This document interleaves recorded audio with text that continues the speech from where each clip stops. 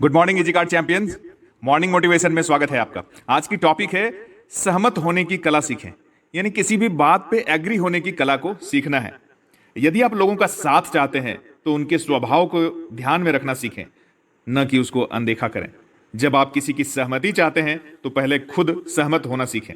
अक्सर यह देखा गया है कि जो विधि और तकनीक सबसे सरल होती है और सबसे कारगर भी होती है वो है सहमत होने की कला। जिसने सीख ली वो सिर्फ बेहतर संबंध स्थापित कर पाता है, बल्कि बेहतर ढंग से बिक्री करना भी सीख लेता है। जैसे ही आप सामने वाले से एग्री हो जाते हैं ना किसी पॉइंट पे, तो समझिए आपने अपनी डील फाइनल कर ली।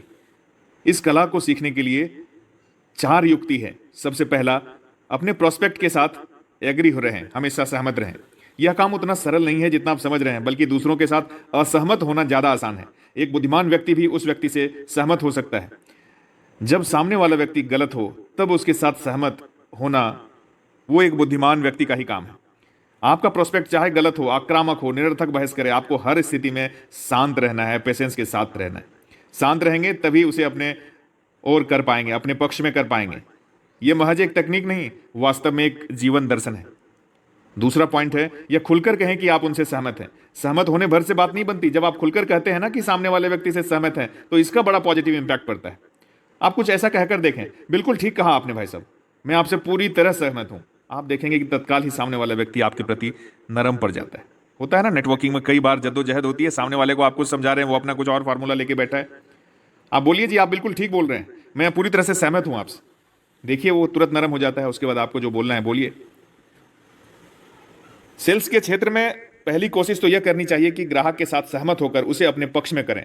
मगर जब यह बिल्कुल संभव न हो तो क्या किया जाए?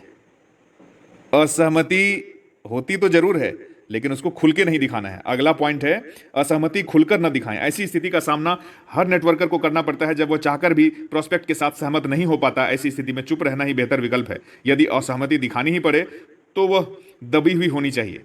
जब आप यह महसूस करते हैं किसी व्यक्ति के साथ एग्री होना मुश्किल है, तो ऐसी स्थिति में कुछ कहने से पहले 5 सेकंड 10 सेकंड का विराम ले और खुद से यह प्रश्न करें, क्या मेरा असहमत होना जरूरी है? क्या मेरा असहमत होने से समस्या का समाधान होगा? क्या इससे मुझे या सामने वाले व्यक्ति को कोई फायदा है?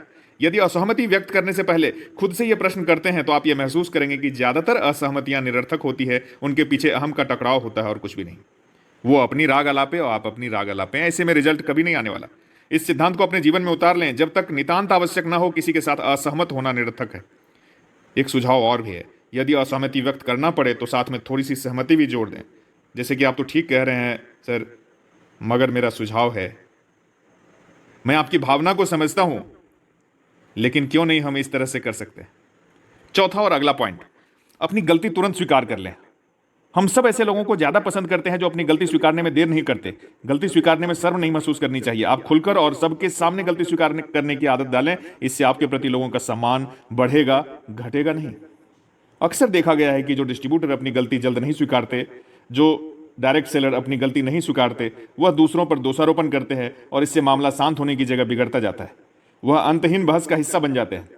वहीं अगर गलती तुरंत स्वीकार कर ली जाए तो मामला तुरंत रफा दफा हो जाता है, शांत हो जाता है। इसलिए अपनी गलती तुरंत स्वीकार लेनी चाहिए। ये जो 4 पॉइंट हैं, इस 4 पॉइंट से आप सहमत होने की कला को सीखेंगे। पहला पॉइंट था ग्राहक के साथ सहमत रहें। दूसरा, खुलकर कहें कि आप उससे सहमत हैं। तीसरा, असहमति खुलकर न दिखाएं। और चौथा, अपनी गलती तुरंत स्वीकार कर लें। सहमति में ही डायरेक्ट सेलिंग का राज छिपा है। जब दोनों ही पक्ष, आप और आपका प्रोस्पेक्ट, दोनों ही पक्ष सहमत होते हैं, तभी जाकर आपकी डील फाइनल होती है और आपको एक लीड मिलती है और एक आईडी जनरेट होता है। सेल्स के क्षेत्र में प्रोडक्ट से कहीं ज्यादा मायने रखता है एक डिस्ट्रीब्यूटर का आचरण। वो ज्यादा मायने रखता है क्योंकि उसी से लीड जनरेट होती है, उसी से डील क्लोज होती है। आज के लिए इतना ही। जय हिंद, जय इजी कार्ड।